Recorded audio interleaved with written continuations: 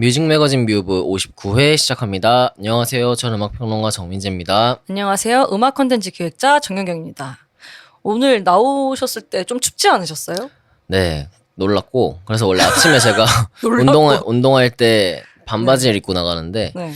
뭐 추워도 뭐 얼마나 춥겠어 하고 나갔다가 약간 겨울 같은 느낌이어서 아침에 10도였대요. 그러니까요. 그래서 네. 깜짝 놀랐습니다. 저도 원래 반팔만 입고 다니는데 너무 추워가지고 코트를 지금 가져왔거든요.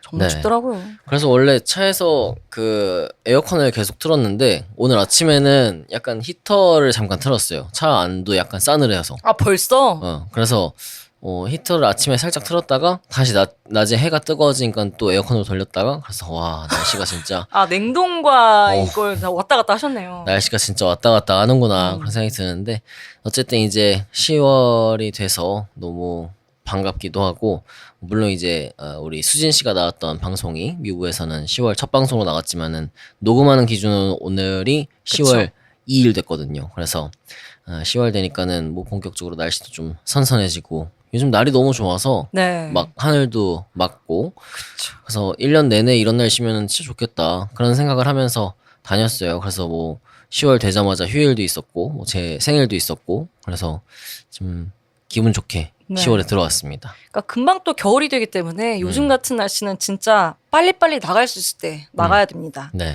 네, 그리고 뮤브 저희와 계속 한 1년 넘게 함께 하셨던 분들은 저희와 가족이라고 생각을 해요. 게스트들 뿐만 아니라 네네. 뭐 민재 결혼 소식도 저희가 방송에서 다뤘고 저도 이제 효도 여행 갔다는 말까지 휴가 갔다 네, 왔고 구체적으로 어디를 갔는지도 또 다 말씀을 드렸고 저희의 모든 걸 사실상 알게 되셨기 때문에 뭐 저희 가족이다, 뭐 찐친이다 이런 의미 아니겠습니까? 네. 오늘도 뮤브 저희와 함께 해주셔서 정말 감사드리고 앞으로도 10월, 11월, 2025년까지 쭉 달려보겠습니다. 뮤브에서 생각보다 많은 분들이 듣고 계시고 그리고 이상하게 우리 청취자들 약간 샤이가 많아요. 그래가지고 샤이 뮤브. 그래서 뭔가 막 이렇게 말씀은 안 하셔도 많이 계시다는 거를 느낄 때가 있어서 여러분도 뭐 뮤브의 뭐 생일이다 아니면은 약간 축하받을 일이 있다 뭐 위로받을 일이 있다 이런 것들이 있으면은 댓글 남겨주시면 저희가 또 한번 살펴보도록 하겠습니다. 네. 일단 뭐 약간 지금까지 쌓인 댓글들 좀 한번 살펴보죠. 사실 게스트 있을 땐 댓글 소개하기가 어려워서 그쵸. 이렇게 둘이서 할 때 좀 댓글을 보게 되는데 저희가 항상 복원이 있거든요. 오늘 한번 소개를 해보죠. 네. 저부터 갈게요. 네네. 팟빵에 올라온 댓글이고, 강하솔 씨랑 이제 정민재 씨가 같이 했던 그 가사 특집, 네. 거기에 달렸던 댓글이에요. 아이디가 불광천 외가리 분인데 되게 길게 적어주셨어요. 네네. 오늘 마침 G.O.D의 촛불 하나 랩 가사가 무지하게 마음에 사무쳐서 몇 번 듣고 있었는데 어릴 때는 그냥 후렴구 가사가 좋다 하면서 흥얼거린 게 다였던 것 같아요. 네. 그렇지만 싸울 텐가 포기할 텐가 주어진 운명에 굴복하고 말 텐가 때론 쉽고 명확한 가사에서 가장 확실한 위로를 받기도 하는 것 같네요. 찬바람이 불어서 가사를 음미하며 들을 여유도 생기니 참으로 시의적절한 특집이다. 바람 어디에서 부는지 정말 좋죠. 저는 혼자라는 게 때론 지울 수 없는 낙인 같아 라는 가사가 맴돌면서 진짜 낙인처럼 새겨지듯 느꼈던 시간들이 떠오르기도 했네요. 강하솔님의 그대에게에 나오는 나 그대 대단치 않아도 사랑할 수 있다오도 한참 나를 미워하며 작아지던 시절 큰 힘이 되었습니다. 이동진님 푸른밤 때 게스트로 나오셨을 때는 정말 입담이 장난 아니시다 하면서 들었었는데 아기 소나무님 반가웠어요. 네. 긴 댓글 남겨주셨는데 네. 정말 감사하고 그러니까 반가웠어요. 이런 댓글이 이제 방송을 정말 다 들으셨다. 이 1시간 좀 넘는 이 방송을 꽉꽉 알차게 들으셨구나. 이런 네. 마음이 들거든요. 그쵸. 그래서 반갑게 댓글을 받고 뭐 아솔 씨가 워낙 입담꾼인 거를 알고 계신 것 같아요. 이동진 씨의 푸른밤 때 네. 들으셨던 거 보니까는 그래서 반갑고 불광천 외가리님 팟빵에서 처음 댓글 보는 것 같은데 앞으로도 많이 남겨주시고 팟빵에 계신 분들 좀 분발해 주십시오. 네, 댓글 좀 많이 남겨주세요. 그리고 이런 불광천 외가리 같은 이런 닉네임이 또 네네. 바로 눈에 띄거든요, 사실. 네, 네, 좋습니다. 왠지 불광천 근처에 사실 것 같기도 하고. 그러니까 이게 또 그쵸. 댓글이 막 많이 달리는 분위기여야 달리는데 그쵸. 또 이렇게 좀 소극적인 분위기면은 달기가 좀 머쓱하거든요. 그래서 아, 저도 지금 계정 하나 팔까 봐요. 좀 여론을 주도할 수 있는, 조작할 수 있는. 네네. 네. 댓글 한번 그렇게 또 남겨주시고 네. 저도 한번 소개를 해보면은 스포티파이에서도 아솔씨 나온 방송 들으시고 와구와구님께서 강하솔님 멘트 정말 좋고 즐거운 라디오 듣는 기분이었다. 앞으로도 관심 있게 지켜보겠습니다 하셨고요. 초호님께서 싱어송라이터 중에 개그 욕심 제일 많은 싱어송라이터 강하솔 그렇게 맞는 것 같아요. 남기셨어요. 그리고 네이버 오디오 클립에도 아몽님께서 민재 아솔 이 조합 얼마만인가요? 소중히 감사히 드릴게요. 뮤브 첫 댓글이네요. 헤헤. 반가움에 첫 댓글부터 먼저 쓰고 이제 듣습니다 하셨는데 이렇게 아솔씨 나오셨을 때 또 많은 분들이 댓글 남겨주셨고 인스타그램에도 또 하나 있어요. 네네. 같은 강하솔 씨 요 특집 때 남겨주신 건데 존 어떻게 읽어야 되죠? 존 베오킹? 네. 네, 대충 이런 영어 아이디. 존 버킹 아니에요? 존 버킹? 그쵸? 아, 존 버킹. 네네. 아, 존버. 근데 댓글도 되게 적절합니다. 음. 이번 회차는 마지막까지 들은 사람이 위너. 제가 알기로는 이 방송의 마지막에서 이제 뮤브 행사에 대한 힌트를 약간 주셨다고. 네네. 제가 마마처럼 할 거라 그랬거든요. 성대하게 할 거다. 근데 원래 우리가 네. 방송을 마지막 진짜 끝까지 우리 끝인사를 항상 하지만 끝인사까지 듣는 분들이 사실 그렇게 많진 않아요. 왜냐면은 어느 정도 챙길 거 챙기면은 그쵸. 또 매정하게 떠납니다 사람들이. 네. 그래서 항상 좀 재밌는 내용 아니면은 좀 힌트 같은 것들, 스포일러 같은 것들 마지막에 하는 경우가 많은데 마지막에 제가 그 얘기를 했었거든요. 행사를 할 거다 연말에. 그래서 아주 재미난 걸 할 거다. 마마처럼. 저와 합의가 됐나요? 누구와도 합의가 되지 않았고 우리 대충 아이디어만 살짝 내다가 또 먹고 살기가 바빠가지고 그렇게 됐는데 네. 어쨌든 연말에 뭔가 재밌는 행사 같은 걸 하나 하려고 우리 좀 준비를 하고 있으니까 아마 재미난 소식 곧 듣게 되실 것 같다. 이렇게라도 얘기를 해놔야 일단 또, 벌려놓겠다. 하게 되거든요. 그래서 그렇게 기다리셨으면 좋겠고 그리고 네이버 이 오디오 클립의 아몽님은 옛날에 제가 아솔 씨하고 둘이 인디스웨이 했을 때 그때 청취자예요. 그 닉네임이 기억이 남아서 딱 보고 반가웠는데 또 반가워 주셔서 너무 감사하고 그리고 인스타그램에서 테이스티파이라는 그 취향의 방이라는 계정을 운영하시는 분도 뮤브를 뮤브 팟캐스트를 추천하셨어요. 그래서 음악 평론가와 음악 콘텐츠 기획자 두 분이 진행하는 음악 팟캐스트인데 진행자 두 분의 탄탄한 내공이 뒷받침되어 음악 관련 최신 소식이나 공연 정보, 시대를 불미한 명반이나 뮤지션 인터뷰까지 음악에 대한 전방위적인 컨텐츠를 다룹니다. 익숙한 음악부터 새로운 음악까지 플레이리스트를 넓히는데 정말 좋습니다. 스포티파이를 통해 들으면 중간에 실제 음악과 함께 들을 수 있었는데 최근 스포티파이 서비스 업데이트로 이 기능이 사라져서 정말 아쉬워요. 옛날 라디오 같은 느낌이 좋았거든요 하시면서 우리 뮤브를 그 팟캐스트 음악 분야에서 추천을 해주셨는데 감사합니다. 감사하고요. 이렇게 많은 분께서 방송에 좋은 반응 보내주셔서 참 뿌듯한 마음으로 이렇게 왔습니다. 네. 그러니까 저희 방송에서 항상 이벤트도 그렇고 이런 뭐 저희 앞으로의 소식 이런 거를 방송 마지막에 많이 얘기하다 보니까 꼭 마지막까지 네네. 이 시청 시간, 이 청취 시간 늘려주실 바라고요. 네, 앞으로도 댓글 많이 남겨주시면 저희가 간간히 이렇게 소개하는 시간 갖도록 하겠습니다. 네. 네, 오늘은 한 가지 주제로 음악을 소개해드리는 뮤브리스트 코너 준비했습니다. 뮤브리스트가 사실 게스트도 가끔 오시고 또 코너 안에서도 또 저희가 이런저런 변화를 시도를 하면서 좀 어떻게든 재밌게 만들어 보려는 그런 시도를 하고 있잖아요. 네네. 오늘 만나볼 리스트는요. 음. 이거 후보가 또 몇 개 있습니다. 네. 뭘로 갈까요? 영경 씨가 읽는 걸로 그냥 바로 갈게요. 네, 알겠습니다. 그러면 요즘 힙스터들은 뭘 듣는지 알고 싶다면 K-힙 플레이리스트 네. 이걸로 가죠. 네. 좋습니다. K-힙 플레이리스트라는 게 이제 힌트가 될 것 같아요. 뭐 요즘에 아이돌도 있고 K-팝도 있고 뭐 해외에서 활약하는 우리 뮤지션들이 워낙에 많이 있지만은 그 외에도 활약하고 있는 뮤지션들이 정말 많잖아요. 우리 뮤지션들 아주 대중적인 반응을 얻는 건 아니지만은 네. 음악 마니아들 특히 이제 힙스터들에게 호응을 얻고 있는 이른바 뭐 K-힙 네.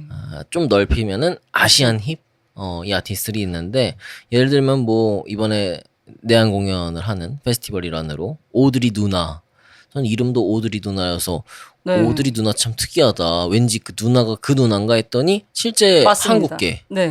그래서 참 반가웠고 그리고 뭐 이제 따로 소개할 필요가 없는 바밍 타이거라든가 그리고 보이 위드 우크 우크렐레 우크잖아요. 전 몰랐어요 이분이 한국계라는 걸. 네, 그래서 그 우크렐레를 하면서 약간 R&B 힙합 음악을 음. 들려주는 아주 특이한 음악을 하는 분인데 이런 분도 한국 분이고 그리고 DPR 뭐 여기에는 워낙 그쵸. 한국인뿐만 아니고 아시안 네. 전반적으로 잘 나가죠. 그리고 웨이브 투어스 너무 잘 나가는 밴드. 민지 씨의 사랑이죠.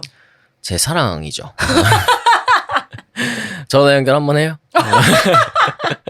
그렇죠. 근데 요즘에 이분들이 워낙 바쁘시고 어디 나가 있는지 몰라요. 왜냐면 월드 투어 하지 뭐 해외 스케줄도 너무 많지 이러니까는 전화 연결 까딱 잘못했다가는 폭탄 맞을 수 있거든요. 그래서 네. 사전에 합의되지 않은 전화 연결 네. 좀 어렵습니다. 그리고 뭐 조지 이런 분들 뭐 일본계지만 요즘에 정말 많다는 생각이 들어요. 저는 그러니까 이 K 힙을 말하기 전에 사실 아시아 말씀하신 대로 아시안 힙, 뭐 아시안에서 주목받는 인디 음악 이런 걸 좀 먼저 얘기를 해야 된다고 생각을 해요. 네. 그래서 K 힙 자체가 뭔가 갑자기 등장했다기보다는 아시안 힙스터, 아시안 힙한 인디 음악 여기에 속한 갈래로서 좀 서구인들의 시선에서 발견된 음악이 아닌가 좀 그렇게 생각을 하고 네. 이 아시안 힙이라는 게 한국 내에서는 좀 2010년대부터 주목을 받기 시작했던 것 같아요. 그러니까 뭐 대표적으로 대만의 선셋 롤러코스터, 뭐 엘리펀트 짐, 그리고 일본의 서치모스, 유기뉴 웨이브즈, 키린지도 굉장히 이때 당시에 젊은 리스너들이 재발견을 했거든요. 네네.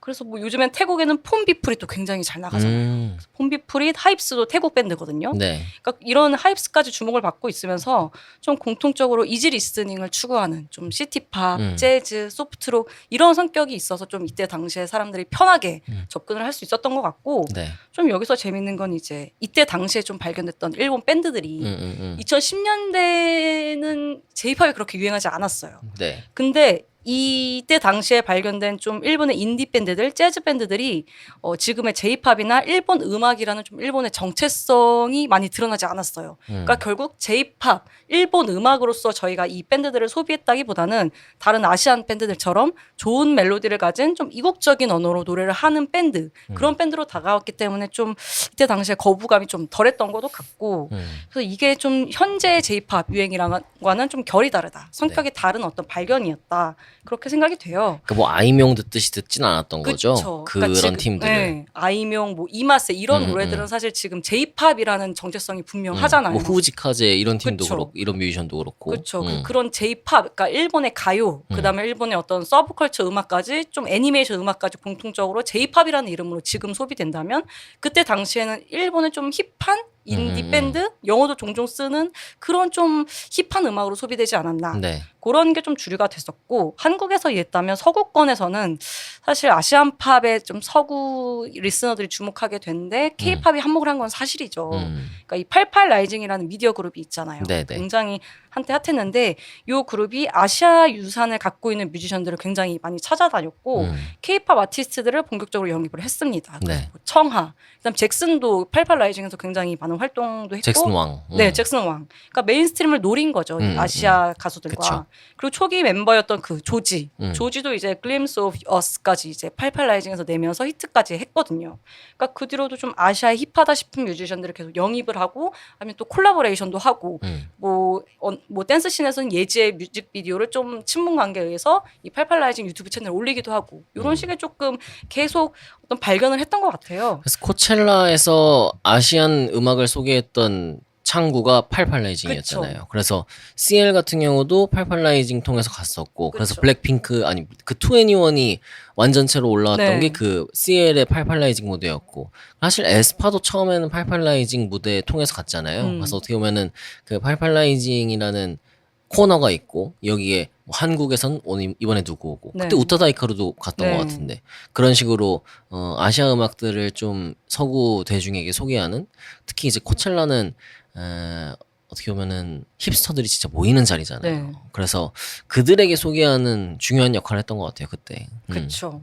그러니까 사실 88 약간 좀 리스너들이 듣기에는 이제 K-팝도 사실 글로벌 진출을 많이 노리잖아요. 근데 지금 K-팝이 노리는 자리는 어떤 이 K-팝이 갖고 있는 어떤 하위 문화적 성격 이런 걸 좀 배제하고 진짜 그 팝의 세계로 가고 싶어하는 좀 많은 시도들이 있는데 88라이징은 조금 아예 그렇다기보다는 조금 약간 힙스터 음악이라는 포지션을 많이 가져갔던 것 같아요. 그래서 힙한 사람이라면 좀 아시안 음악, 이런 음악 우리가 한번 소개해줄게. 이런 좀 포장지를 갖고 갔던 것 같아요. 그러니까 그때 이미 K-팝도 많이 올라와 있었죠. 음. 그래서 방탄소년단 잘 되고 뭐 블랙핑크 잘 되고 할 때지만 그래서 요즘에 뭐 아시아 음악들이 이렇게 뜬다더라. K-팝 이때더라. 그렇지만 그렇게 메인스트림한 거 말고 아시아 음악 중에서 좀 힙하고 그렇죠. 감각적이고 딱 들었을 때 어떻게 보면은 좀 뽐낼 수 있는 그런 음악들이 팔팔라이징이 있었다는 거잖아요. 그래서 그 시기에. 그 청아도 팔팔라이징에 가서 이제 리치 그 랩하는 아시아계 그 아티스트와 콜라보를 할 때 굉장히 뮤직비디오가 힙했어요. 그러니까 기존 청아의 뭔가 케이팝, 뭐 댄스 디바 이런 느낌보다는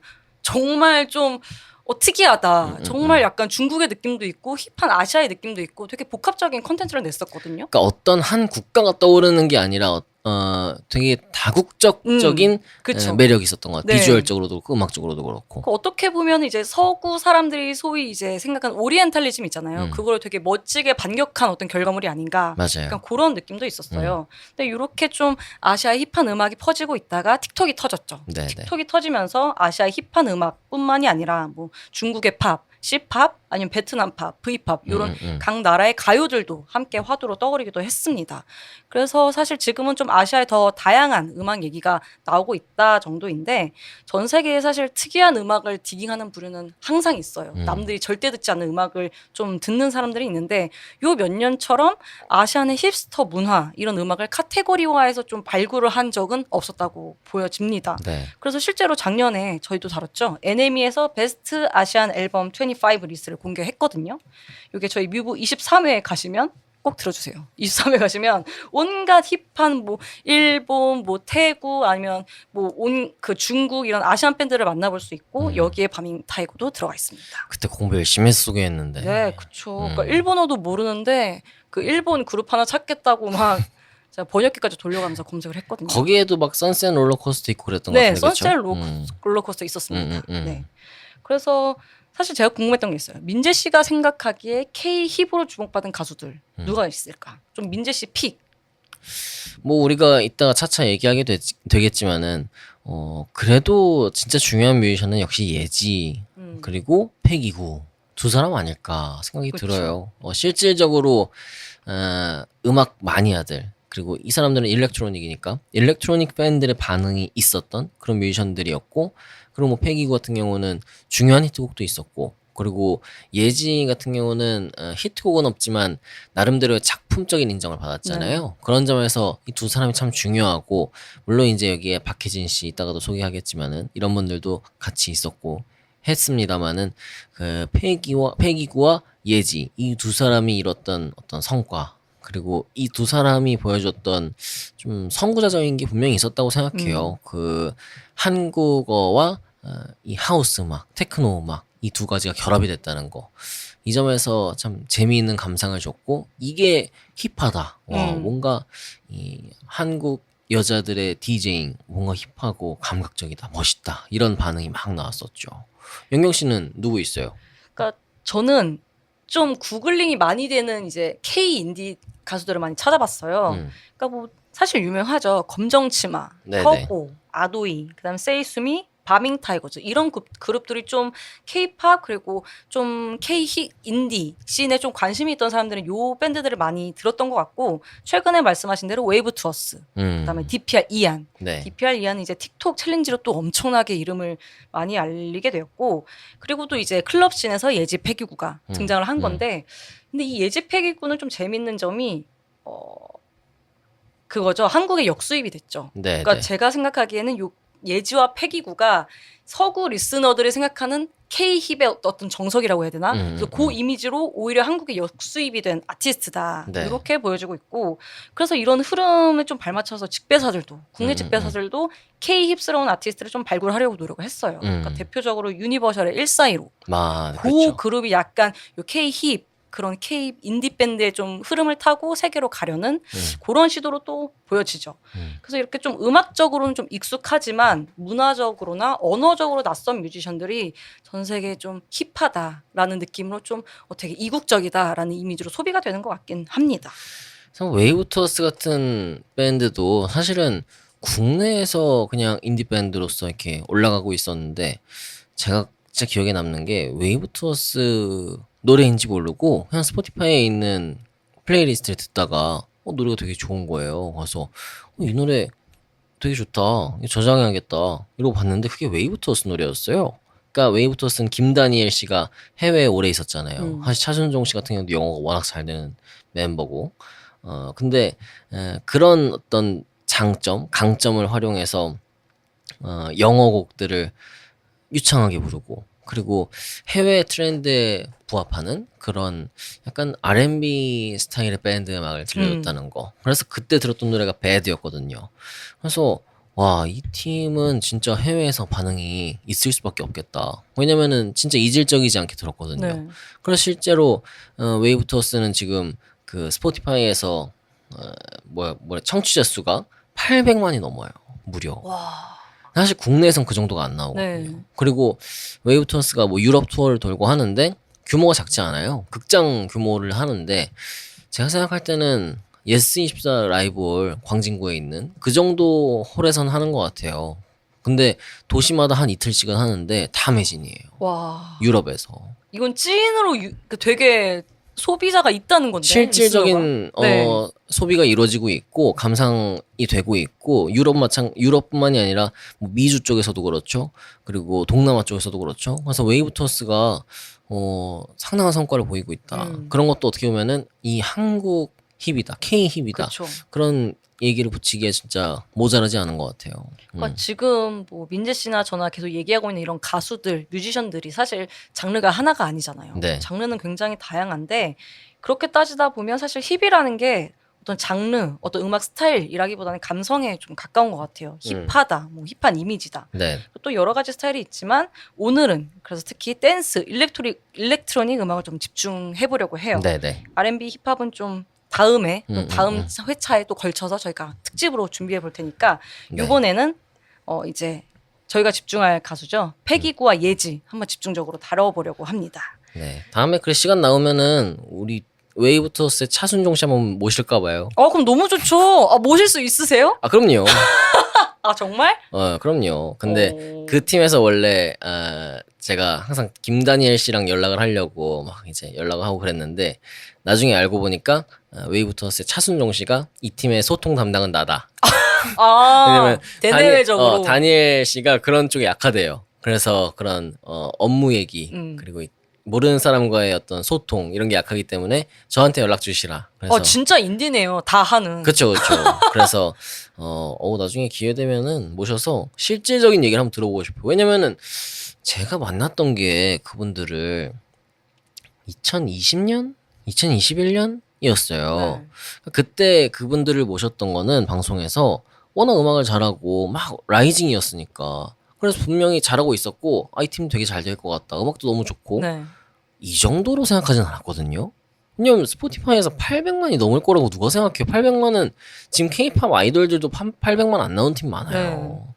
근데 이 800만은 진짜 그 K-팝의 어떤 팬들이 아니라 음악 마니아들로 이루어진 800만이잖아요. 그럼 진짜 어마어마한 거거든요. 그래서 어떻게 이 팀이 이렇게 넘어갔을까? 그런 단계로 그런 게 나중에 궁금해서 그 K-힙 2탄 일단 차순종 씨 제가 찜 좀 해놓겠습니다.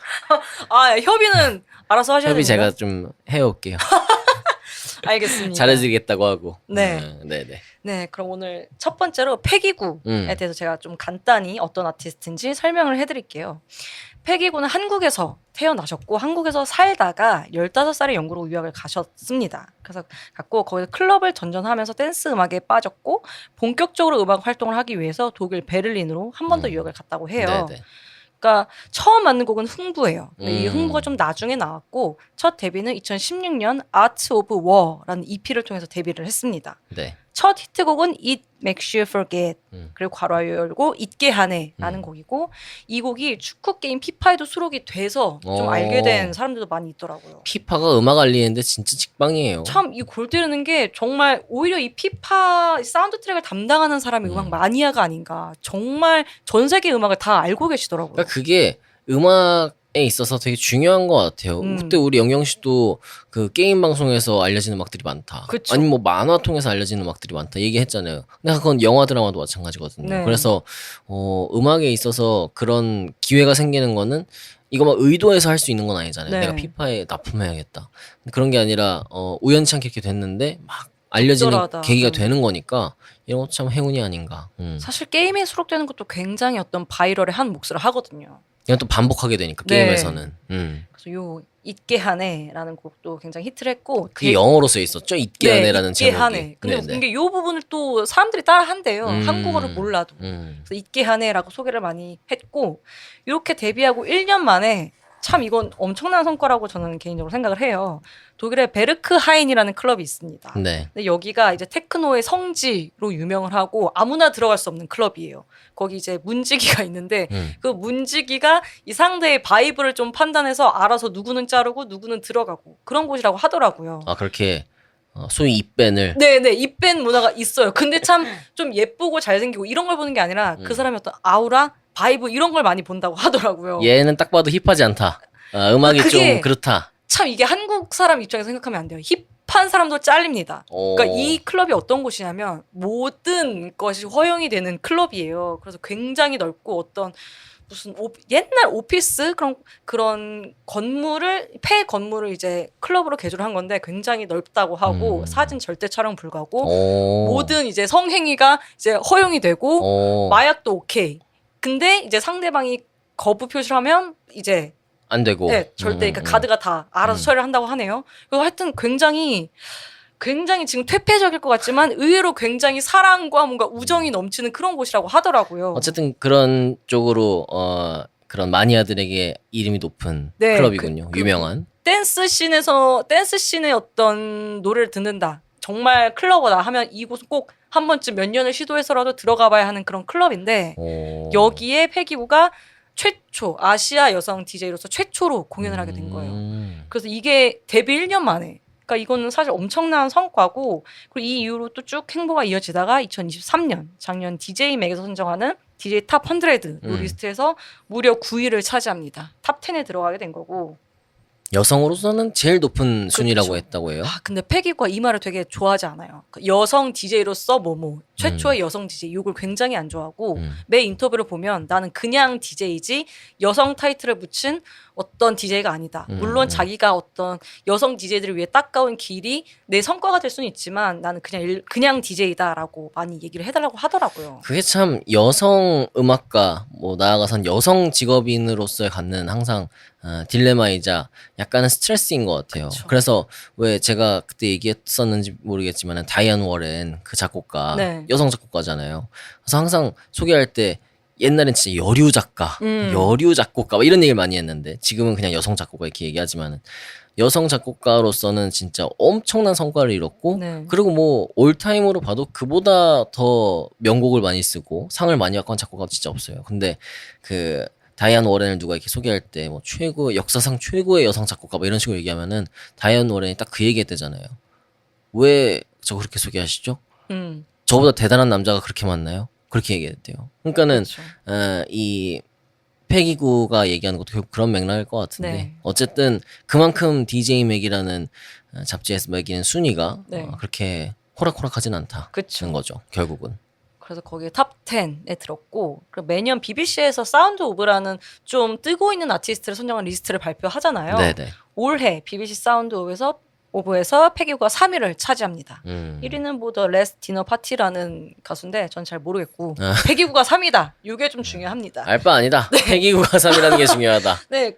그리고 뭐 포브스 선정, 뭐 DJ 맥 선정, 각종 어떤 선정, 뭐 여자 DJ, 성과를 이룬 DJ 이런 이름들로 많이 올라가 있지만 무엇보다 It Goes Like 나나나 이 노래가 영국 싱글 차트 1위까지 오르면서 확실히 대세 아티스트로 자리매김했죠. 네. 사실 이 영국 싱글 차트가 되게 배타적이잖아요. 음. 다른 나라 미국 곡도 사실 1위가 잘 안 올라간단 말이에요. 네네. 근데 패기구의 노래가 특히 어떤 팝도 아니고 클럽씬의 음악이 1위를 했다는 거는 사실 영국에선 패기구의 이 노래 모르는 사람 없다는 거거든요. 그쵸. 네. 그리고 롱런했어요. 네. 이 노래가. 굉장히 잘 됐고 아, 패기구의 그 노래가 UK 차트에서 순위가 잘 될 때 우리 뮤비를 막 시작해서 그때 1화였죠. 이대화 저널리스트가 나와서 그 얘기 막 했었는데. 그렇죠. 굉장히 중요한 어떤 음악적 소식을 저희 1회 만에 탁 맞아요. 했다는 거 아닙니까? 진짜 딱 운 좋게 네. 그 타이밍에 딱 시작을 해서 패기구랑 인연이 있죠. 패기구는 굉장히 어떤 성과 측면에서는 굉장히 많은 일들을 이뤄냈는데 평가가 좀 엇갈리더라고요. 그러니까 현지 평가가 어떠냐면 사실 진성 클러버들은 패기구에 대한 평가가 그렇게 좋지 않아요. 그러니까 마니아들의 흔한 그런 스탠스죠. 메인스트림에 대한 병적인 거부. 전 이게 굉장히 많이 작용을 했다고 생각을 하고 네네. 그래서 패기구가 이 베르크하인에서 공연을 했을 때 되게 정말 진성 마니아들이 좋아하지 않았다고 해요. 왜냐면 요 베르크하인이라는 클럽은 테크노 클럽이거든요. 독일 베를린에 있다 보니까 어떤 테크노의 성지인데 테크노도 아니고 굉장히 쉬운 음악을 하는 이 하우스 DJ가 왜 여기서 공연을 하느냐 이런 반응도 굉장히 많았다고 하고 또 무엇보다 패기구가 패션 디자인을 했고 어떤 인플루언서 같은 느낌이 있어요. 그러니까 마케팅도 그쵸. SNS를 통해서 굉장히 많이 내고 자기 패션 브랜드도 있잖아요. 기린이라고 굿즈도 내고 그러니까 사실 그게 되게 멋있고 비주얼적으로도 그러니까 그러다 보니까 사실 소위 비주얼 그다음 명성에만 관심이 있는 허울뿐인 여자 DJ다 이런 인식이 좀 있더라고요. 팝스타 같은 느낌이 있죠. 그쵸. 그거는.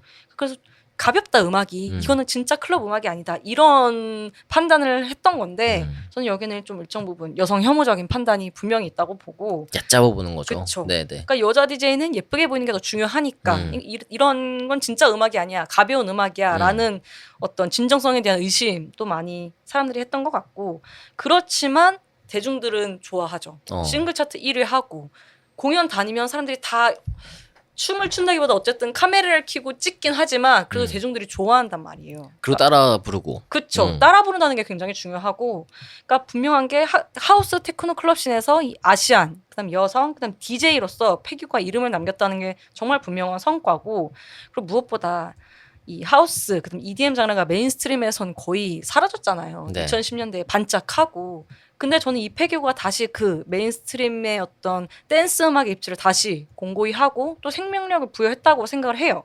그리고 대중이 뭐 설사 좀 피상적일지언정 클럽씬에 관심을 갖게 된 계기도 분명히 패기구가 한몫을 한다고 보고 그래서 요거는 절대 DJ로서 무시할 수 없는 성과거든요. 그렇기 때문에 패기구에 대한 판단은 전 음악은 굉장히 팝스러울 수 있지만 이 사람이 DJ로서의 어떤 보여주고 있는 행보는 굉장히 DJ로서 길을 닦고 있다.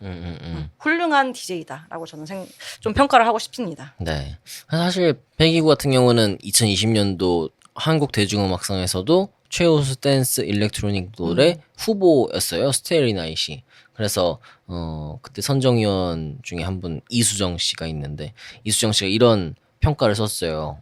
패기구는 댄스 음악이 파티에서 기원한 것임을 감안할 때 패기구는 20년 전 하우스 음악의 황금 시대를 떠올리게 하는 사운드와 한국어를 접목하여 전 세계에서 가장 힙한 파티에 의한 파티를 위한 트랙을 완성했다. 이렇게 썼는데 이게 중요한 포인트 같아요. 하우스 음악의 어떤 황금 시대를 떠올리게 하는 사운드. 이게 패기구의 정말 특장점이잖아요. 네. 어렵지 않고 그리고 굉장히 멜로딕한 것도 있고 즐길 수 있고 그러면서도 이 사람 특유의 한국어가 있어요. 네. 그러니까 한국어를 한국 사람 다 쓰는 거지만은 그 쓰는 사람에 따라서 약간 발음이나 어떤 뉘앙스나 분위기나 이런 게 다르잖아요. G드래곤이 쓰는 한국어랑 제가 쓰는 한국어랑 다르잖아요. 네. G드래곤이 쓰는 한국어 약간 힙하고 제가 쓰는 한국어는 그냥 방송 용어죠. 방송 언어. 네. 제가 그렇게 노래할 수는 없단 말이에요. 그러니까 전달하는 사람에 따라 다른 게 분명히 있는데 이 패기구의 한국어가 약간 영어 같기도 하고 그쵸. 뭔가 불어 같기도 해요. 이분이 약간 중저음이잖아요. 네. 음색 자체가 톤도 그렇고. 그래서 진짜 멋있게 말한다. 그리고 이분이 라디오 나와서 얘기하는 거 들어보니까는 그때도 참 멋있었어요. 그리고 제가 이거 준비하면서 생각이 났는데 제가 YTN에서 라디오를 할 때 2020년이었던 것 같은데 그때 패기구가 나왔었어요 코너에. 그래가지고 그때 봤던 것 같아요. 페이우가 나와서 하는 거를. 근데 솔직히 얘기해서 그렇게까지 제 어떤 장르가 아니고 주 종목도 아니고 그래서 페이구라는 이름도 알았고 그때 이제 스테리나잇으로 막 이제 네. 해외에서 주목받을 때 그래서 나왔던 것 같은데 그렇게까지 막 주의 깊게 보진 않았던 것 같거든요, 솔직히. 근데 그때도 참 멋있었던 기억이 나고 그래서 지금 이렇게 페이구가 정말 헐헐 나는 게 참 신기하기도 하고 멋있어요. 그리고 페이구의 가장 중요한 정보는 이거죠. 이 사람 구씨가 아니라는 거. 그쵸. 네, 이게 김씨입니다. 반전이에요. 그래서 구씨들이 자랑스러워할 게 아닙니다. 본인이랑 달라요. 네. 김씨고 김민지잖아요. 김민지. 그래서 저는 처음에 당연히 구씨일 거라고 생각했어요. 저도요. DJ 구처럼. 근데 진짜 DJ는 쿠인데 DJ 그쵸. 쿠는 구준엽 씨는 여기는 GOU잖아요. 그래서 저는 야 구씨를 이렇게도 쓰는구나. 진짜 이것마저 이 사람은 힙하다. 그 생각했는데 이게 알고 보니까는 그 영어 이름을 패기 골드. 네. 엘리 골딩의 그 골드 같은 좋아하는 스펠링이죠. 남자의 성인이었다고. 미들 네임이었대요. 네. 아, 그래가지고 미드네임이었다고. 그 뒤에 LD를 빼고 패기 9 이렇게 아티스트 네임을 정했다는데 너무 잘 만들었어요. 이런 것마저 참 어떻게 감각적이고 멋있는지 모르겠어요. 네. 음. 그리고 아까 한국어 가사 말씀을 하셨는데 네. 저는 이 패기구가 어떻게 하면 이 한국이라는 한국어 그다음 한국 문화라는 거를 어떻게 하면 가장 상품화할 수 있을까를 잘 고민한 사람 같아요. 네. 그래서 사실 이 한국어라서 패기구가 떴다기보단 이 한국의 어떤 된소리, 어떤 발음 이런 거를 최대한 제거하고 편하게 발음할 수 있는 그런 가사들을 활용해서 이국적인 걸 더했던 것 같아요. 사람들이 좀 흔하게 즐길 수 있는 그런 댄스 파티 음악에 약간의 이국성을 강조하니까 오히려 좀 더 새롭게 다가오는 거죠. 그래서 저는 굉장히 어떤 K-힙의 대표 주자가 되지 않았나 이렇게 조금 생각이 되네요. 그래서 이 패기구의 랍스터 텔레폰 그 노래 가사가 그렇게 웃기잖아요. 네. 그리고 딱 들을 때는 진짜 그냥 집중해서 안 들으면은 이게 어느 외국어처럼 들린다니까요. 그래서 저희 뭐 보사노바 어느 뭐 스페인어처럼 들린다 이런 맞아요, 말도 맞아요. 있었잖아요. 막 우리의 와이파이 푸른 날의 무엇도 곧 내 삶이요. 아무 뜻도 없는 문장인데 그렇죠. 그냥 이거를 그 굉장히 연음으로 부르면서 그러면서 하우스 음악에 딱 맞게 네.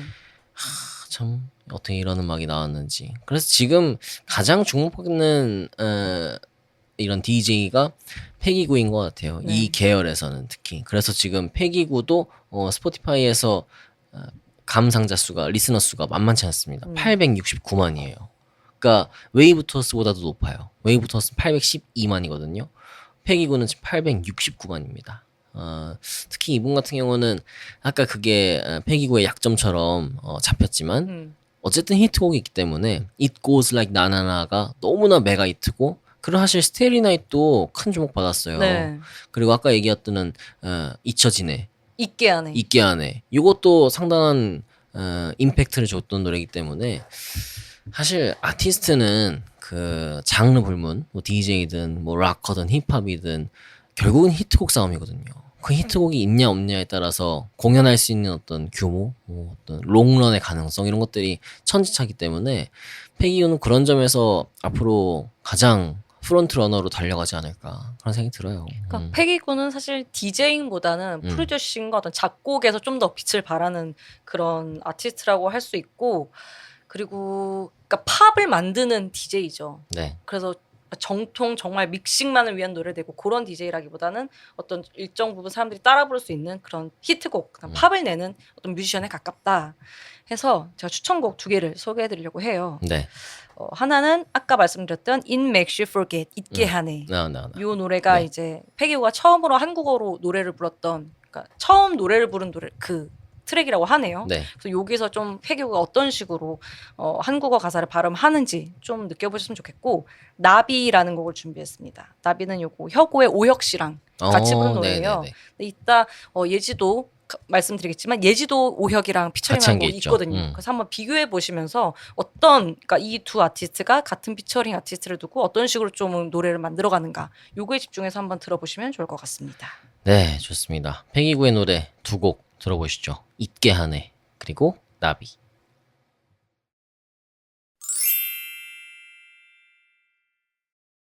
한 가지 주제로 음악을 소개하는 뮤브리스트. 오늘은 요즘 힙스터들은 뭘 듣는지 알고 싶다면 K-힙 플레이리스트.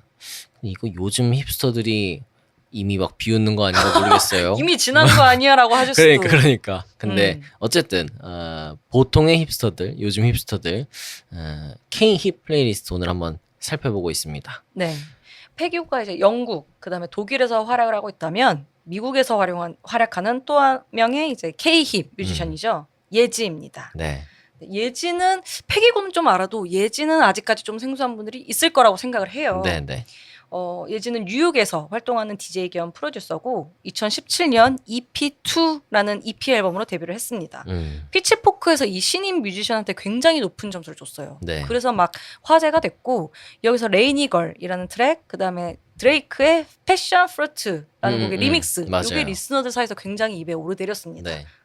패션 프루트는 정말 팝적으로도 되게 좋은 노래고 보일러룸 공연에서도 이 트랙들이 다른 곡들과 좀 리믹싱이 되면서 성공적으로 공연을 마쳤고 덕분에 또 BBC 사운드 오브 2018 리스트에도 이름을 올렸어요. 패기고보단 먼저 훨씬 일찍 이름을 올린 거죠. 네. 그리고 같은 해 코첼라까지 진출했습니다. 그러니까 예지도 EP2 하나 내고 굉장히 이미 많은 좀 커리어들을 쌓고 있었어요. 네. 그러다가 2021년 뉴욕 타임즈의 T 매거진에서 뽑았어요.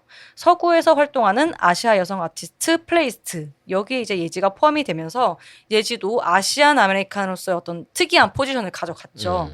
그리고 2023년 정규 1집을 발매합니다. With a Hammer라는 앨범인데 이 앨범으로 다시 코첼라에 입성을 하고 이 예지가 근데 패기고와 가장 큰 차이가 하나 있어요.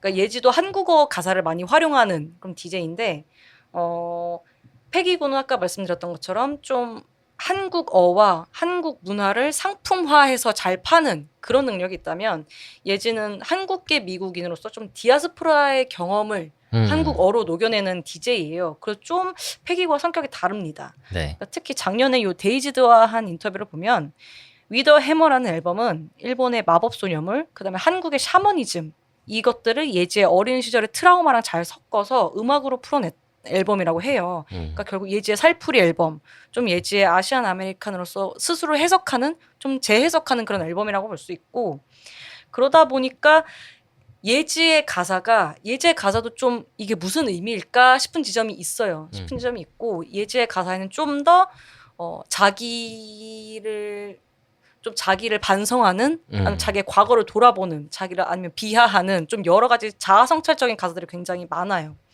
그리고 클럽씬에서의 평가를 좀 살펴보면 예지는 굉장히 반응이 좋아요. 네네. 제가 패기고는 아까 말씀드렸잖아요. 좀 대중한테는 패기고가 익숙하지만 정말 마니아들에게는 좀 평가가 낮다. 근데 예지는 정말 이 클럽씬에서 평가를 굉장히 높게 받는 편이고 예지가 음악도 음악인데 디제잉을 정말 잘하는 네. 정말 진짜 디제이거든요. 그러니까 2017년 그리고 올해도 보일러룸 디제잉을 했는데 요 셋리스트를 보면 예지의 음악적 스펙트럼, 예지의 음악적 요 배경이 굉장히 넓다는 걸 알 수 있어요. 그래서 뭐 서브컬처 음악, 얼터너티브, 팝, 그다음에 하우스, 테크노 당연하고 메인스트림까지 다릅니다. 그러니까 사실 예지는 모든 음악을 다 자기 믹스 셋으로 활용할 수 있는 그런 정말 실력 있는 DJ라는 거고 그래서 이후에 좀 더 말씀을 드리겠지만 패기구와 예지는 좀 성격이 많이 달라요. 그러니까 공통적으로는 한국어를 쓰고 있고 한국 유산이 있긴 하지만 그 방향성은 굉장히 다르다. 그러니까 예지 같은 경우는 보일러룸 얘기도 했고 하지만은 제가 보일러룸 볼 때도 와, 이 사람은 진짜 이 디제잉과 네. 비트 매칭 그리고 선곡 같은 것도 그렇고 기본적으로 디제잉이 아트 수준인 거예요. 그래서 정말 놀라운 디제잉을 보여주는 사람이었고 그래서 딱 들으면서도 진짜 물 흐르듯이 이 셋이 시작하는데 와 정말 놀라웠고 지금 말씀하신 것처럼 두 분 다 한국어를 쓴다는 건 맞지만은 예지 같은 경우는 디아스포라의 성격이 있다. 네. 이게 실제로 이분은 뉴욕 출신이잖아요. 네. 그래서 아예 미국에서 자랐고 그럼 뭐 한국 미국 왔다 갔다 했지만 어쨌든 기본적으로 뭐랄까 코리안 아메리칸의 네. 느낌이 더 강하다면은 패기구는 인천 사람이에요. 네. 인천에서 태어나서 자라다가 이제 해외를 나간 거죠. 런던으로. 그래서 그 정서 차이나 한국어를 쓰는 방식 그리고 음악에 배어 있는 어떤 무드 이런 것들이 다를 수밖에 없다는 생각이 들고 그래서 그 비교가 되게 재밌는 것 같아요. 그러니까 패기구가 좀 편한 라운지 음악을 추구하는 것 같긴 해요. 그러니까 파티 음악, 라운지 음악. 그래서 실제 DJ 하는 것도 보면 그냥 같은 분위기가 계속 끊이지 않고 이어지는 걸 좀 추구하는 느낌이 강해요. 네. 좀 편하게 들을 수 있는. 그렇지만 예지는 똑같은 하우스 음악을 하는데 좀 더 실험적이고 좀 더 대한 음악에 가까운 거죠. 그렇다 보니까 어떤 이 패기구와 예지의 각각 앨범, 각각이 만든 트랙을 들으면 굉장히 다른 성격이 좀 느껴질 수가 있고 그래서 폐기구의 랍스터 텔레폰도 사실 무슨 말인지 모르겠고 막 와이파이 타령하고 막 이런 거 네. 똑같아 다들 그쵸. 똑같아 요건데 폐기구의 음악은 약간 신나고 약간 팝적이고 그런 게 있었다면은 예지의 노래 중에 제가 진짜 충격적이었던 거는 옛날에 그 EP 중에 Drink I'm Sipping On 요게 그때 막 이즘 할 때였던 것 같아요. 그래서 그때 예지의 음악이 너무 충격적이다. 막 이런 한국 사람이 있다. 그런 얘기를 우리가 막 하면서 들었던 것 같은데 여기에서는 그 후렴이 거잖아요. 그게 아니야, 그게 아니야. 주술적이에요 네. 뭔가. 그리고 이것도 한국어지만 폐기구의 어떤 감각적인 한국어와는 약간 달라요. 네. 그래서 두 사람 다 힙한데 그 힙의 성격도 다르고. 그렇죠. 그러니까 패기구는 좀 한국 문화를 알리려고 뭐 한국어를 쓴다 그런 의식은 사실 아닌 것 같고 일정 부분 한국 밖에서 좀 살아왔기 때문에 근데 한국에서 오래 살았죠. 네, 그러다 보니까 좀 타 문화권 사람, 정확히는 이제 서구 리스너들에게 어떻게 하면 이 한국어를 상품으로 팔아서 힙하게 볼 수 있을까를 좀 연구하는 사람인 것 같아요. 네네. 그러니까 한마디로 좀 뭐랄까 사업적인 측면 좀 강한 접근이었죠. 전략적이죠. 그렇죠. 전략적이고. 그래서 좀 아까 말씀드렸다시피 발음하기 쉬운 한국어 된소리가 거의 없습니다. 그리고 받침 발음도 최대한 제거하고 그래서 예쁘게 들리는 가사로만 썼어요. 그러니까 사실 한국어의 어떤 가사의 아름다움이라기보단 그 외국 사람에게 들리기에 아름다운 발음들로 쓴 거죠. 여기서 이미 저는 굉장히 어떤 한국 문화가 아니라 이국적인 포지션을 가져가기 위해서 한국어를 채택했다. 이런 전략이 좀 있는 것 같고 그 인맥시 프로그에서 있게 하네. 그다음 말씀하신 랍스터 텔레폰이 똑같아. 대표적인 예시죠. 그리고 이 가사뿐만이 아니라 한국이 미를 좀 비주얼로 상품화합니다. 그래서 패션, 그다음에 영상미도 그렇고 앨범 커버도 하회탈 들고 있거나 맞아요, 맞아요. 굉장히 그 민화에서 좀 영감을 받은 그림들이 많아요. 그러니까 이런 보여주기들을 통해서 한국 문화를 좀 나쁘게 말하면 대상화, 좋게 말하면 좀 전략적으로 자기 한국 문화를 상품화죠. 그쵸. 네. 상품화를 해서 자기의 컨셉으로 승화를 시켰다.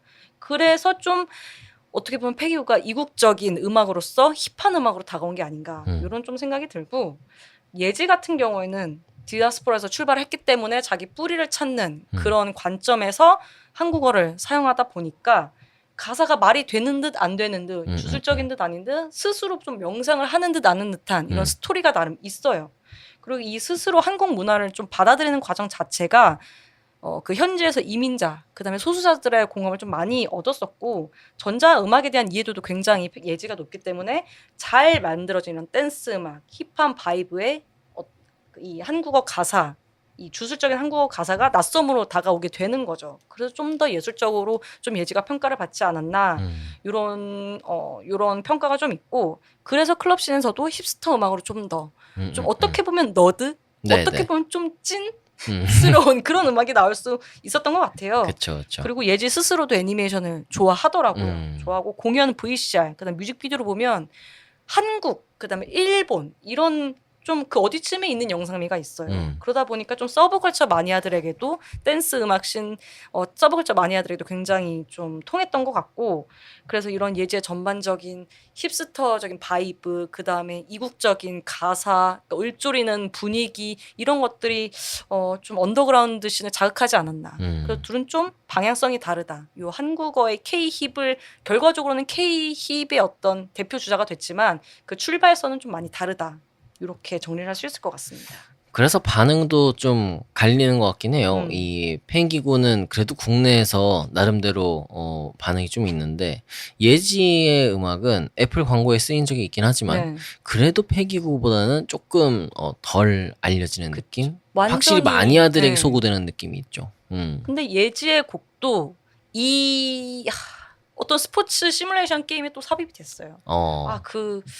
네. 그렇기 때문에 둘 다 사실 좀 다른 것 같아요. 그러니까 리스너 취향층이 좀 다를 순 있지만 둘 다 어쨌든 언더그라운드 씬에서 굉장히 유명한 예지, 그 다음에 메인스트림에서 굉장히 유명한 팩이고 투 트랙이 좀 가는 느낌이 없지 않아 있죠. 그렇죠. 그래서 뭐 피치포크에서 워낙에 또 예지를 많이 푸시도 하고 좀 네. 아낀 그런 측면도 있었고 그렇죠. 그러면서 더 반응이 있기도 했는데 예지의 음악도 한번 추천곡 들어볼까요? 그러면 네. 패기구가 오혁과 함께한 나비가 있었다면 예지는 오혁과 함께한 29, 29이라는 곡 하나 추천을 드리고 또 하나는 부부. 요거는 이제 얼마 전에 나온 노래입니다. 그러니까 예지의 패기구가 팝이라면 예지의 곡은 사실 본인의 DJ 셋에 넣기 위한 트랙이라고 좀 보는 게 맞는 것 같아요. 네. 그래서 좀 감상에 적합하다기보다는 자기 트랙, 자기의 어떤 곡을 잘라서 어느 믹싱 구간에 넣어도 어색하지 않는 그런 트랙들을 많이 짜는데 요 부분은 생각보다 틱톡 스타일이에요.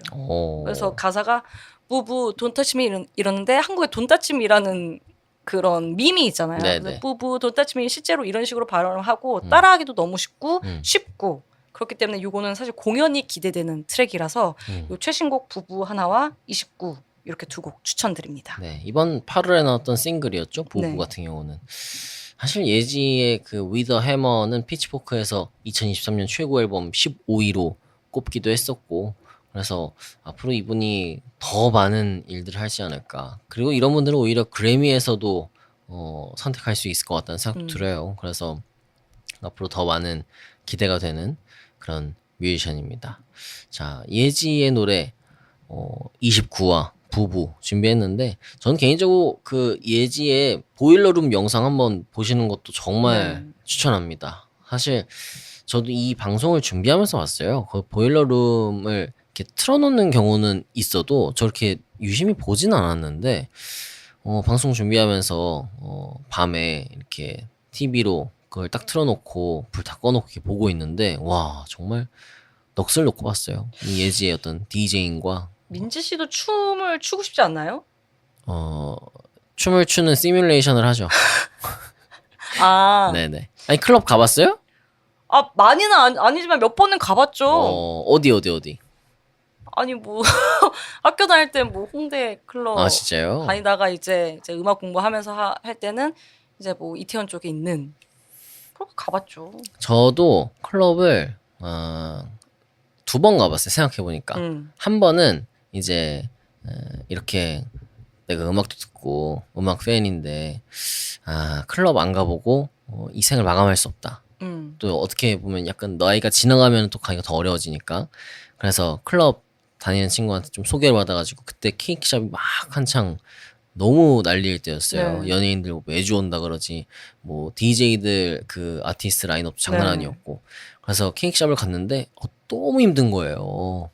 저는 그렇게 동적인 사람이 아니고 앉아서 떠드는 걸 좋아하는 사람이기 때문에 그래서 막 너무 막 시끄럽지 그리고 막 바닥 쾌적하지 않죠? 막 끈적끈적 하잖아요. 그쵸. 왜 이렇게 사람들이 술을 냄새나고. 흘리는 거야? 술을 너무 흘리니까 그리고 막 담배도 많이 피죠. 네. 그래서 너무 힘들었던 그래서 밤새 있긴 있었어요. 중간에 또 집에 갈 수가 없었어 이미 차가 다 끊기고 이랬으니까 그래가지고 그때 케이크샵 뭔가 어렵다. 역시 힙스터 문화다. 클럽 문화 맞지 않는구나. 쉽지 않구나. 그런 생각을 했던 기억이 나고 그리고 한 번은 그 우리 1회에 나오셨던 이대화 저널리스트랑 같이 명월관을 갔었죠. 여기 홍대 근처에 있는. 그때는 아마 이대화 선배의 강의를 제가 서포트를 하고 강의가 끝난 다음에 그 강의 수강생들하고 우리 이렇게 일렉트로닉 음악에 대한 얘기를 막 들었는데 실제로 한번 가서 그 현장에서 들어봐야 되지 않겠냐. 왜냐면 음악을 그렇게 듣는 건 다르니까. 그리고 클럽 문화도 볼 수 있는 거고. 그래서 명월관 가보자. 그래서 명월관 갔었는데 그때도 쉽지 않았어요. 도망갔어요 중간에. 정말요? 네네. 뭐가 쉽지 않았나요? 음악이? 저는 일단 기본적으로 깜깜한 걸 별로 안 좋아합니다.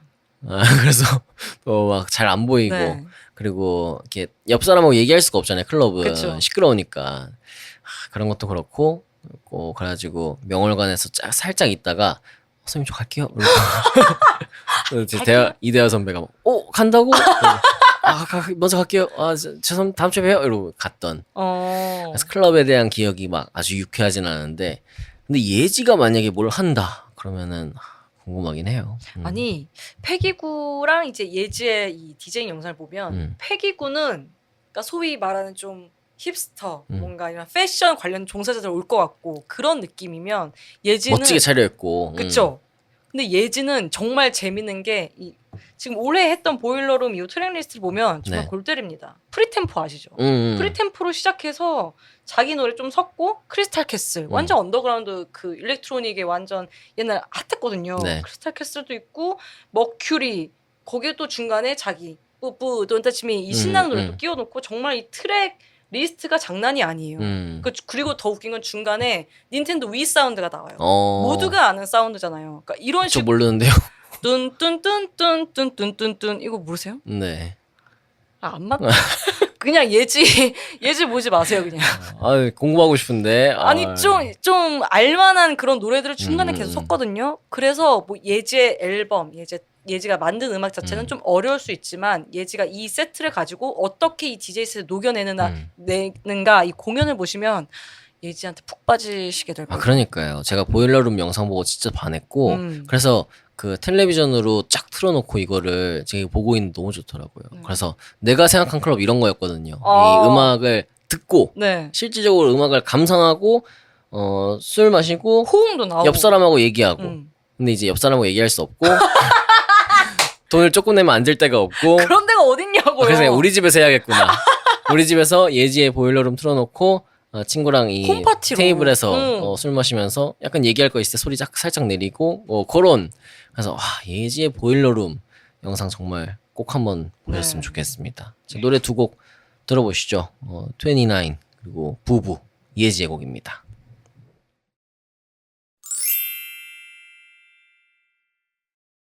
네, 오늘은 한 가지 주제로 음악을 들려드리는 뮤브리스트 함께하고 계십니다. 또 민지 씨가 또 소개해 주실 아티스트가 있죠. 요 K-힙과 관련해서. 네네. 이 앞에서 이제 패기구 그리고 예지 두 분을 소개했는데 사실 해외에서 한국인 여성 DJ 뭐 일렉트로닉 뮤지션 이렇게 얘기할 때 3인방을 얘기해요. 그러니까 패기구와 예지와 한 분 더 바로 박혜진 씨입니다. 네. 그래서 세 분이 묶이는데 일단 예지 같은 경우는 아까 스포티파이에서 제가 소개를 안 했는데 94만이에요 지금 한 95만 정도 확실히 차이가 나네요. 리스너가. 그러니까 패기구랑 뭐 거의 10배 가까이 차이 나죠. 왜냐면 패기구는 869만이었으니까.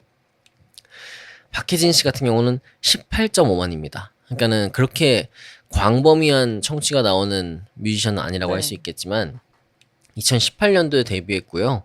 패기구와 예지와 더불어서 해외에서 주목받는 한국인 여성 DJ이다.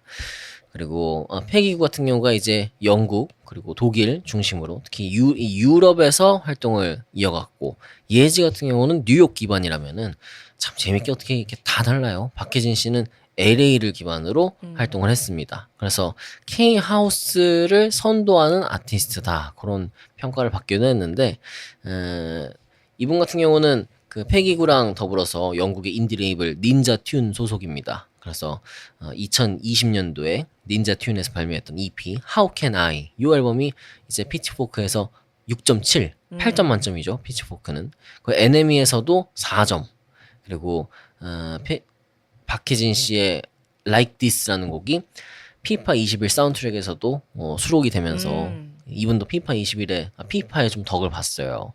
그래서 사실 박혜진 씨 같은 경우가 2018년에 데뷔해서 뭐 19년, 20년, 21년 이렇게 음반 쭉쭉 내고 쫙 올라가는 분위기였어요. 그래서 이분이 뭔가 잘 될 것 같다. 근데 이분은 약간 지금 이 예지와 패기구 어떻게 보면 투톱이라고 할 수 있는 그 대열에서 살짝 밀려난 게 2021년도에 약간 노이즈가 있었어요.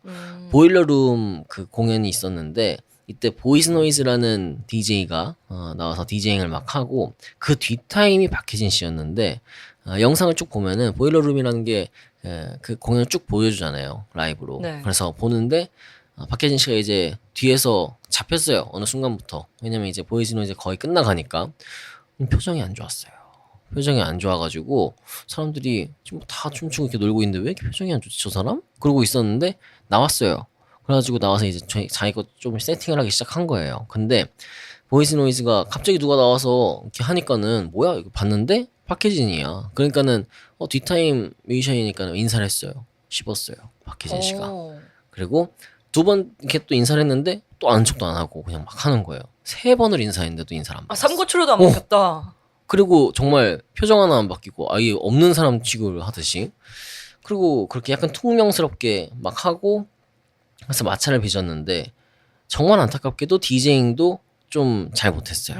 그래서 뭔가 비트 매칭이 잘 안 됐다든가 여러 가지로 좀 소위 뻑이 간 게 있었죠. 뻥난 것들이. 그래서 이유는 안 밝혀졌나요? 왜 그렇게? 안 밝혀졌어요. 그래서 그때 이제 여기서 마니아들의 실망이 네. 생긴 거예요. 약간 이 쿨하고 힙하고 잘 나가는 그 한국 DJ들에 대한 환상이 좀 여기서 많이 깨졌다. 그런 얘기들을 하더라고요. 근데 일렉트로닉 음악의 어떤 마니아 한 분의 제가 여쭤보니까는 그분의 의견에 따르면은 약간 긴장해서 너무 떨어서 인사를 할 겨를이 없었던 거지. 아, 이거 빨리 세팅해야 되니까. 그리고 막 너무 막 떨리니까는 막 인사를 받아주고 어쩌고 막 그런 여유가 없었고, 그리고 좀 실수를 한 거지. 그 디제잉을 하면서 그런 게 아니었을까라고 장준환이 얘기를 했어요. 아, 이거 까는 거예요, 그냥? 아니 장준환 씨가 그렇게 자기는 그렇게 생각한다. 내가 볼 땐 그랬다. 그러니까 이 사람이 진짜 사람이 나빠가지고 뭐 인사 안 받고 막 디제잉 망치고 이게 아니라 내가 볼 땐 이 사람 너무 긴장했더라. 너무 떨고 있어서 좀 그런 일이 있었던 것 같다. 제가 또 물어볼 데가 어디 있겠어요. 그래서 이분 왜 이랬던 걸까? 왜 이랬는데 그렇게 얘기를 했는데 어쨌든 그때 약간 신뢰와 이런 것들이 약간은 내려갔고 네. 그래서 정규 앨범 두 장이 다 좋은 평가를 받긴 했어요. 뭐 6.5, 6.6 피치포크에서.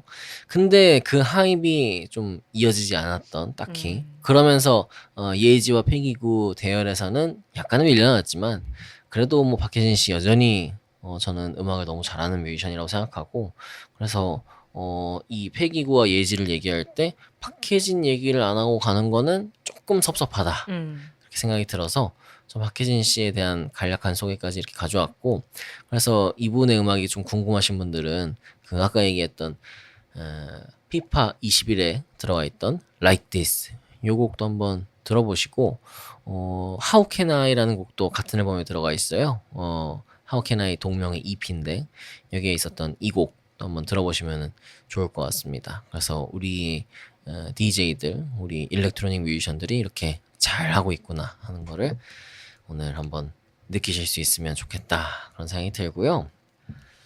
자 이렇게 패기구와 예지 그리고 제가 박혜진 씨에 대한 소개까지 이렇게 하면서 요즘 힙스터들은 뭘 듣는지 알고 싶다면 K-힙 플레이리스트 오늘 뮤브리스트 함께 했는데요. 이 K-힙이라는 얘기를 하면서 좀 준비하다 보니까는 이렇게 힙하다는 평가를 받는 음악들의 공통점, 특징 이런 것들이 좀 있는 것 같기도 해요. 그쵸? 네. 제가 생각하기로는 힙한 음악이라는 거는 익숙함 속에 좀 낯섦이 있어야 돼요. 그러니까 너무 익숙하기만 하면 메인스트림 팝이 되는 건데 네. 또 너무 낯설기만 하면 그건 마니아거든요. 근데 힙스터는 사실 메인스트림은 좀 거부하지만 마니아 정도의 깊이는 아니라고 봐요. 네. 그러니까 적당히 그래서 약간 사람들이 괜찮네 싶지만 거기에서 좀 발견 못하는 낯섦이 있는 음악들이 힙하다라고 느껴지면서 사람들이 좀 소구를 하는 것 같습니다. 뭔가 이거 너무 이상하다. 이거 뭐야? 이게 아니라 귀에 감기지만은 조금 새로운 감각이 그렇죠. 있는. 제가 생각할 때 이 힙하다는 얘기를 듣는 음악은 근데 결국 그거를 게이트키핑 해주는 사람의 역할이 굉장히 중요하다고 보거든요. 결국은 지금 피치포크가 하는 것 같아요. 그 역할을. 네. 사실은 옛날에 있었던 고전 평론가의 역할은 정말 좋은 음악, 좋은 작품을 옥석을 가려서 소개하고 정말 호평을 하거나 혹평을 하거나 이런 거였다면은 지금 이제 그런 일이 좀 의미가 없어지는 시대잖아요. 내가 그냥 궁금하면 들어볼 수 있고 음악을 듣기가 너무 쉬워졌고 예전처럼 바이닐을 꼭 사야 들을 수 있는 게 아닌 상황이니까. 그래서 몇 년 전에 평론가들이 그런 토론을 했잖아요. 음. 미츠키 우리가 몇 년 전부터 밀었는데 안 음. 뜨다가 틱톡 한 방에 이렇게 미츠키가 뜨는구나. 네. 이런 말들을 되게 많이 했었죠. 그러니까 그래서 이제 그런 역할을 평론가들이 할 수가 없는 할 수가 없는 시대인데 피치포크는 그런 점에서 아예 좀 새롭게 피치포크만의 어떤 관점. 그래서 이들이 생각할 때 힙하고 감각적인 음악을 힙한 방식으로 소개를 하고 있는 것 같아요. 피치포크라는 미디어 자체가 뭐 꽤 벌써 몇 년 오래됐죠. 네. 뭐 몇십 년 됐지만은 그래도 이들이 갖고 있는 이미지가 있잖아요. 기본적으로. 그래서 여기에서 소개하는 음악은 힙하다, 검증됐다. 그래서 왜 흔히 피치포크 픽 뭐 이런 얘기를 네. 하는 것도 그런 거라고 보고, 그래서 피치포크 매거진에서 좀 푸시를 하고 하는 것들이 저는 그런 움직임, 흐름을 만드는데 분명한 도움을 주고 있다고 봐요. 그래서 앞으로도 피치포크가 이런 역할을 좀 계속 하지 않을까? 이미 한번 이런 이미지가 굳혀졌기 때문에.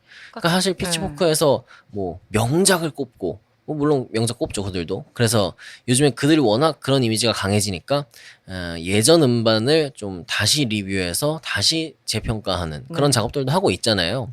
그러니까 그게 결국은 이들이 너무 트렌디하고 감각적이고 이런 것들에만 민감하게 받아들이는 매거진처럼 지금 보여지니까 그런 쪽을 강화하고 있다고 보는데, 어쨌든 피치포크가 갖고 있는 그 게이트키핑 능력, 여기에서 오는 선별되는 것들도 분명히 있다고 보고 있어요. 그러니까 큐레이션으로 이제 방향성을 좀 바꿨지만 큐레이션을 하면서 사실 결국 피치포크 픽들이 다시 뜨고 다시 들으면서 저는 이게 피치포크에 권력을 줄 거라고 생각을 해요. 그럼 다시 또 이거는 평론 쪽으로 언젠간 갈 것이다라고 저는 좀 생각이 듭니다. 희망회로.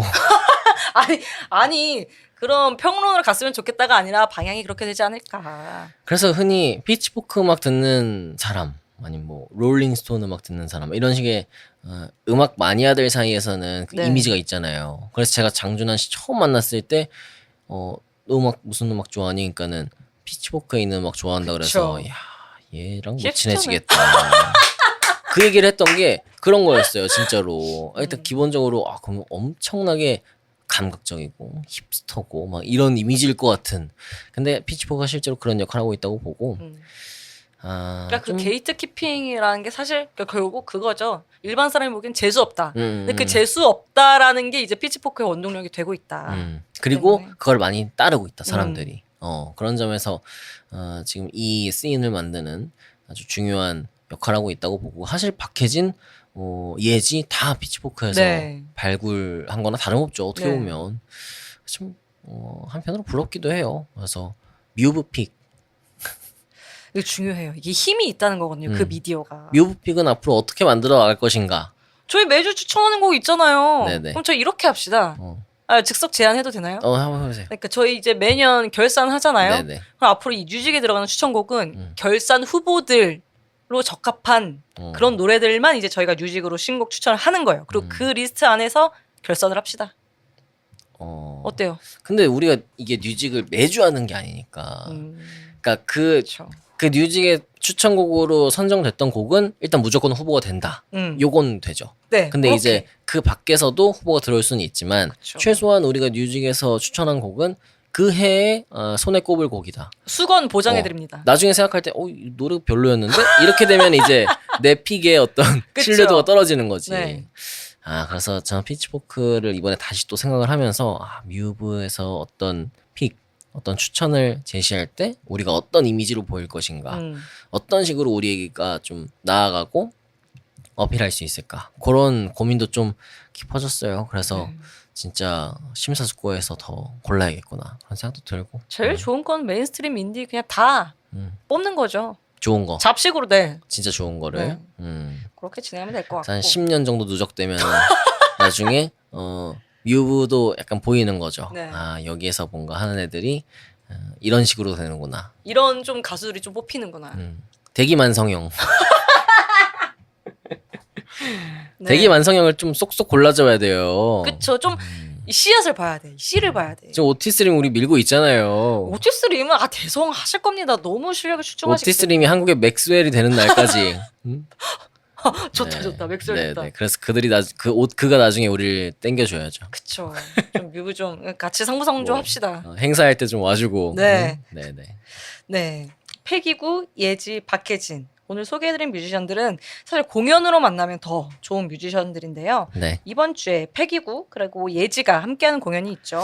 그렇습니다. 오늘 10월 10일, 오늘 방송일이 10월 10일인데, 이번 주에, 제 6회 슬로우 라이브 페스티벌이 열려요. 그래서 벌써 6회나 됐다는 게 참 놀랍고, 어떻게 보면은 가을을 대표하는 음악 페스티벌 중에 하나로 자리를 잡은 것 같아요. 빠른 속도로.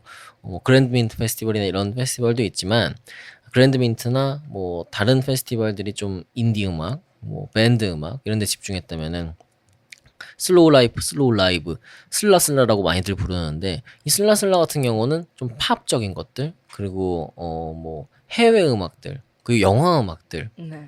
좀 다양하게 포괄하면서 다양한 음악을 소개하는 페스티벌로 성장을 한 것 같아요. 그래서 이 페스티벌에 지금 스팅도 왔었고 그리고 저스틴 허위츠, 라라랜드 음악을 했었죠. 그리고 뭐 다양한 팝 음악가들이 많이 왔는데 올해 같은 경우는 지금 10월 11일이 제가 볼 때 아예 컨셉이 그냥 클럽 같아요. 일단 그쵸. 오드리 누나가 첫 타임을 하고요. 오드리 누나는 역시 한국계 여성 뮤지션이고 여기는 약간 R&B 음악을 힙합, 하지만 네. 힙합, R&B 힙합이지만 그 다음 타임이 예지 그리고 패기구예요. 여기서 지금 소위 머리 풀고 달려야 됩니다. 야외에서. 저는 여기는 약간 순서를 바꿨으면 더 좋았을 것 같아요. 그래도 좋았을 것 같아요. 그것도 좋았을 것 같은데 어쨌든 베르크하임까지는 우리가 못 가더라도 최소한 이 슬라슬라에서 10월 네. 11일 내일 예지와 패기구 공연을 서울에서 볼 수 있다는 거. 그리고 뭐 바하밍 타이거 오죠. 그리고 요즘에 너무나 인기인 셀리카겔. 그리고 토요일에는 헤드라이너가 조지입니다. 그래서 참 이런 것들도 신경 쓴 라인업 같다. 그리고 네. 일요일에는 한국인이 또 너무 좋아하는 뮤지션이잖아요. 코린 베일리레 그리고 혼내 이렇게 뮤지션들 해외 뮤지션들이 또 있고 뭐 글렌 체크라든지 정세훈 씨라든지 다양한 어떤 페스티벌로 약간 컨셉을 가져가는 것 같네요. 네 그래서 슬라슬라라는 이름도 그랬는데 참 감각적인 음악들 감성적인 음악들 들려주는 페스티벌이 된 것 같아서 특히 이제 오늘 소개한 예지랑 패기구는요 10월 11일 금요일에 이렇게 두 분을 연속으로 볼 수 있는 무대가 그렇게 많지는 않을 것 같아요. 그렇죠. 그런 기회 자체가 그리고 이렇게 연속으로 보시면 음. 저희가 오늘 다뤘던 내용들이 조금 이해가 가실 거예요. 좀 그쵸. 비교가 되면서. 그래서 나는 예지 취향인지 패기구 취향인지 이런 것도 좀 알게 될 것 같고 제가 생각할 때 10월 10일이니까 오늘 이 방송 일찍 들으신 분들은 10월 11일 내일 공연 정말 현장 예매든지 뭐 오셔서 보는 것도 정말 좋은 선택이 될 것 같다 그런 생각이 듭니다. 네. 슬라슬라 외에도 10월엔 페스티벌 그리고 소풍 나들이 가기 참 좋은 계절이죠. 이제 가을이 점점 짧아진다고 하니까 이 짧은 계절 좀 멋진 음악과 함께 만끽하셨으면 좋겠습니다. 네, 오늘 뮤브에서 준비한 내용 여기까지입니다. 오늘 방송에 소개한 음악들은 모두 뮤브 유튜브 재생 목록에서 들으실 수 있고요. 그리고 스포티파이에서도 이런 콘텐츠 더 보여주기에 플레이리스트로 모아둡니다. 오늘 음악들은 쭉 모아 쓰려면은 진짜 뭐 보일러룸이든 그렇죠. 어떤 뭐 클럽이 부럽지 않은 어떤 재밌는 믹스셋이 되지 않을까 싶은데요. 또 뮤브 이벤트, 각종 컨텐츠 여러 가지 것들 인스타그램 매거진 언더바 뮤브에서 1,200명을 향해 달려가고 있는 조촐한 팔로 10,000명 가야죠. 10,000명 빨리 돼야 합니다. 네. 그래서 빨리 영향력을 키워서 뮤브픽 그쵸. 툭툭 낼 수 있게 한국의 피치포크 가자. 한국 그런 정도의 파워 네. 그들의 파워가 부럽다. 권력이 부럽다. 아무튼 매거진 언더바 뮤브에서 만나실 수 있습니다. 네, 여러분이 눌러주시는 구독과 하트, 새 에피소드 알림 설정, 그리고 댓글 이 모든 건 뮤브 제작진에게 큰 힘이 되니까요. 꼭 부탁드립니다. 한 달에 한 번 저희 뉴스레터도 발행을 하니까요. 많은 구독과 성원 부탁드립니다. 뮤직 매거진 뮤브 오프닝송 나상현 씨밴드의 나상현, 작가 김반야, PD 조알림, 진행의 정민재, 정영경이었습니다. 건강한 음악 생활 오늘도 뮤브하세요.